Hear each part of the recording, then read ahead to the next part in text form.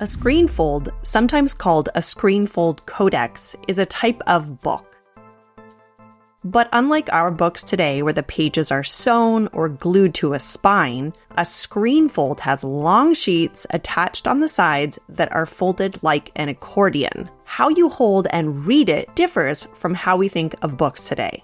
Screenfolds were made among different indigenous groups of Mexico before the Spanish invasion in the 16th century. Unfortunately, most of them were destroyed by the Spaniards during this time.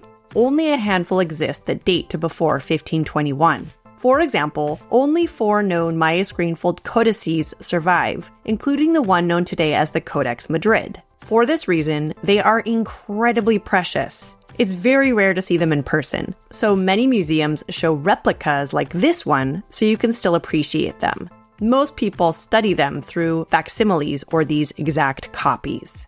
The sheet that gets folded is typically made of animal skin, like deer skin, or from amate, which is a fig bark paper. Different pieces of paper or animal skin could be glued together to create one long sheet. Then they'd be coated with white lime or a plaster coating. After this, they could be polished and then painted.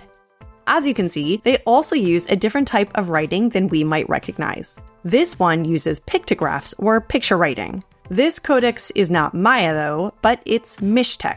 The Mixtec or Nudzawi are another indigenous group of southern Mexico. This screenfold records the family genealogy and history of a Mixtec family and places. In particular, it shows the life, adventures, and conquests of the famed ruler Lord Eight Deer Jaguar Claw, who lived in the 11th century between 1011 and 1050. You read this screenfold from right to left and from the top to the bottom. Those red lines help us navigate the story. A screenfold like this one is read and performed by someone with the knowledge to do so. So they weren't necessarily supposed to read the same way we think of books. Oral tradition, memory, and body movement were just as important as the pictures.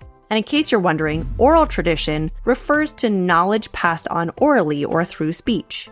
A knowledge bearer, or someone capable of reading these screenfolds, wouldn't likely have opened them up all the way to read them, but opened up a few folded sections at any given time. It's always interesting to see how people worldwide record knowledge differently.